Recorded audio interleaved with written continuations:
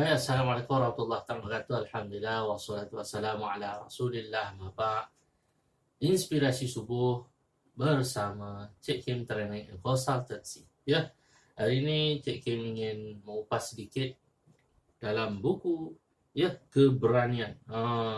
Buku ni bagus, berani. Let's be brave. Berani bertindak, berani mengambil keputusan, berani melakukan hal-hal positif, berani meninggalkan hal-hal negatif. Bagus. Ini buku semua cerita bab keberanian. Maka tuan-tuan puan-puan dan Allah sekalian, pada subuh inspirasi subuh bersama Cik Kim ini, Cik Kim nak mengupas sedikit daripada buku ini atas tajuk apa? Keberanian, rahsia memulai perubahan. Ramai orang datang jumpa Cik Kim dan berkata, Cik Kim, macam mana saya nak jadi berani? Macam mana saya nak keluar daripada kebiasaan lama kepada new normal? Kebiasaan yang baru. Mari kita tengok dan mari kita dengar dan rasai apa yang penulis buku ini katakan. Hidup adalah perubahan. Ya, hidup adalah sebuah perubahan. Perubahan adalah hukum yang pasti dalam kehidupan. Pendek kata, tidak ada yang tidak berubah dalam kehidupan ini selain perubahan itu sendiri. Tetapi, walaupun kita ingin berubah dan melakukan perubahan dalam kehidupan kita, tidak semua kita mampu untuk melakukan perubahan tersebut. Sebahagian besar sebab perubahan itu tidak berlaku adalah kerana tiada keberanian memulainya. Ya, untuk menjadi orang-orang yang hebat, untuk menjadi orang-orang yang memang superb dalam hidupnya, maka diperlukan satu perubahan.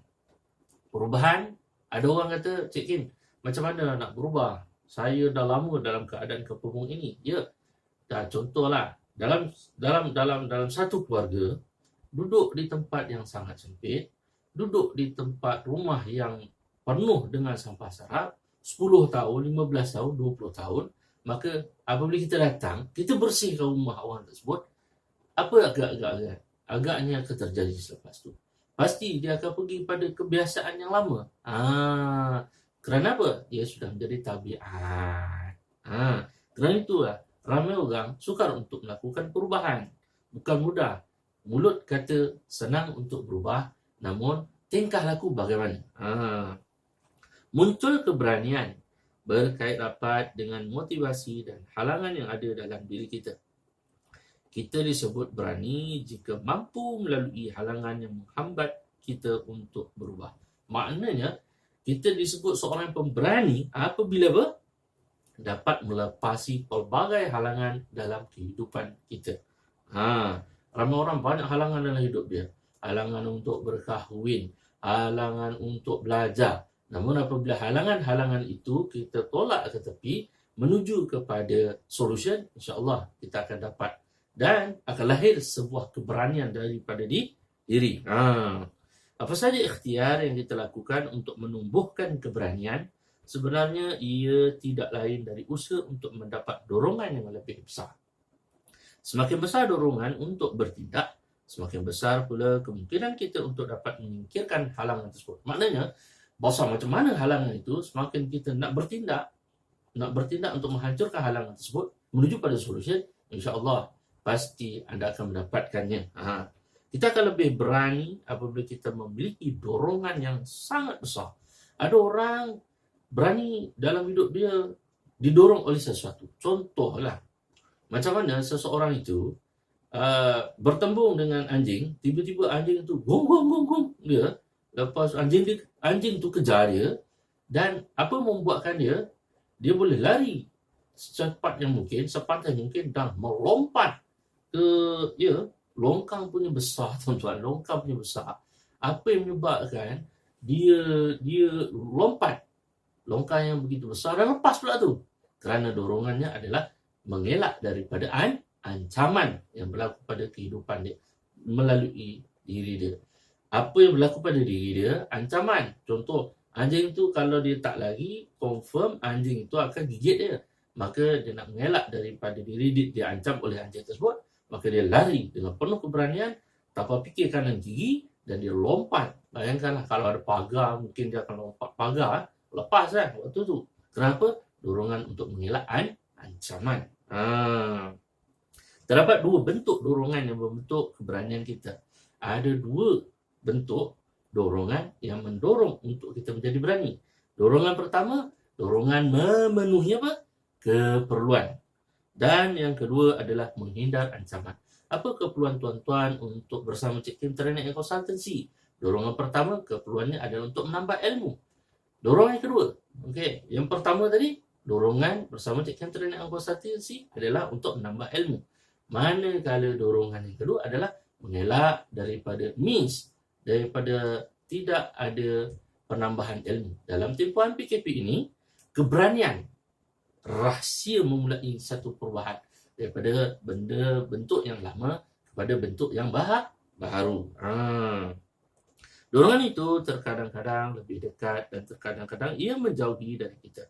Orang yang sedang lapar akan menyantap makanan apa saja yang memenuhi keperluan tubuhnya. Maknanya orang yang lapar dihidangkan apa saja, dia akan makan habis.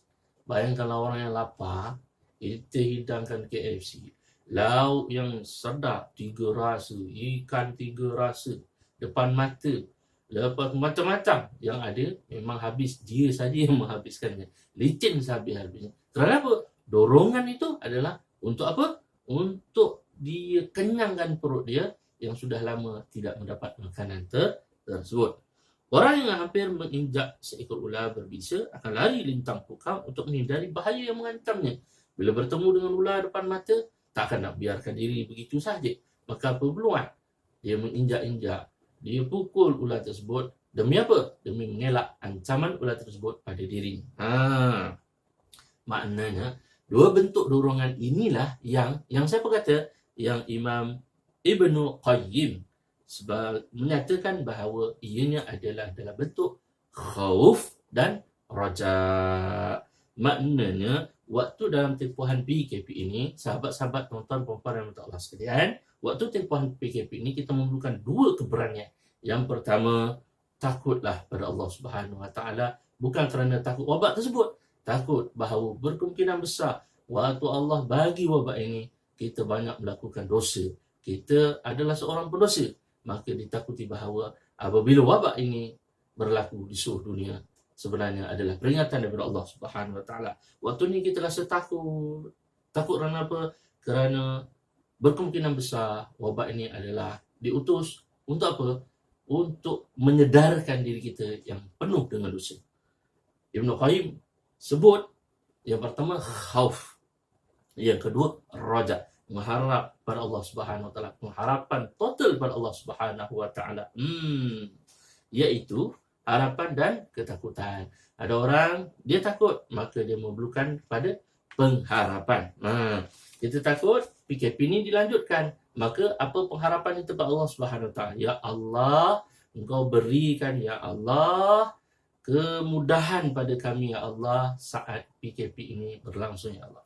Ya Allah, kami sangat takut ya Allah, sekiranya apa yang Kau berikan pada kami ini adalah satu peringatan pada kami yang penuh dosa ya Allah. Maka ya Allah, kami mengharap kepadamu ya Allah, Kau hapuskanlah wabak ini secepat mungkin agar kami boleh hidup aman, sejahtera.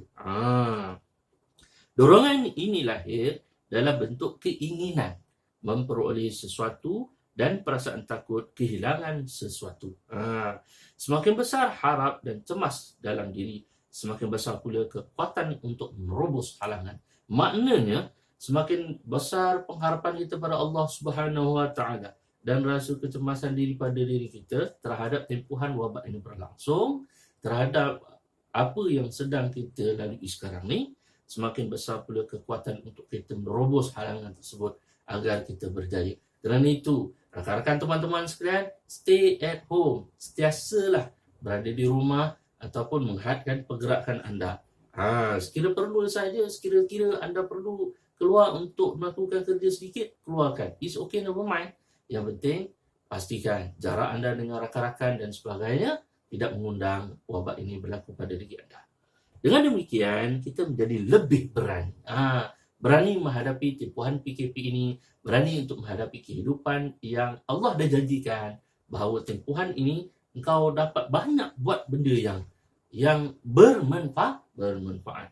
Dalam masa penjajahan sebagai contoh, raja' ini pengharapan banyak muncul dari kalangan terdidik yang sedar tentang erti sebuah kemerdekaan. Melalui berbagai sumber maklumat dan pengalaman langsung, mereka tahu bahawa kemerdekaan memberi banyak hal yang tidak boleh didapati dalam masa penjajahan. Mereka tahu bahawa kemerdekaan ini untuk apa? Dia boleh membawa ke kemajuan, boleh membawa kecerdasan, boleh membawa kesejahteraan dan keamanan. Kerana itu ramai orang-orang terdahulu berjuang untuk membebaskan negara daripada penjajah. Kerana apa? Kerana mereka memiliki semangat juang yang tinggi, memiliki keberanian yang sangat tinggi. Kerana harapan mereka besar, itulah menjadi semangat perubahan tumbuh dalam jiwa mereka. Harapan mereka sangat besar pada Allah Subhanahu Wa Taala untuk membebaskan bumi ini daripada dijajah oleh penjajah. Maka Allah bagi kekuatan itu. Kerana harapan mereka makin kuat pada Allah, Allah bagi sesuatu yang sangat luar biasa pada mereka. Dari sudut yang lain, khauf, ini rasa ketakutan, rasa kecemasan muncul di kalangan mereka yang merasa dirinya terancam. Penjajahan mengancam jiwa agama. Penjajahan mengancam budaya. Penjajahan mengancam erti kekayaan.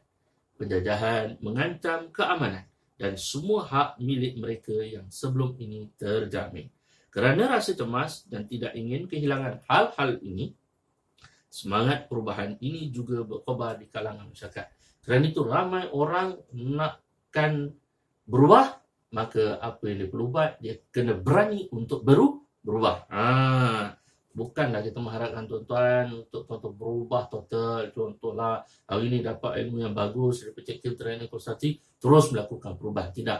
Perubahan itu walaupun sedikit anda lakukan, ianya lebih bermakna daripada langsung tidak melakukan apa-apa perubahan. Dan menumbuhkan keberanian sebenarnya adalah usaha untuk memiliki dorongan yang lebih besar lagi. Dan itu boleh kita lakukan dengan cara apa? Menyenaraikan khauf, ketakutan yang ada pada diri kita, dan rojak pengharapan pada kita. InsyaAllah, apa yang kita harapkan, tuan-tuan puan-puan dan mata Allah sekalian, apa yang kita harapkan dalam tempohan PKP ini, dalam tempohan wabak ini adalah satu pengharapan yang sangat besar pada Allah Subhanahu Wa Taala. Agar apa?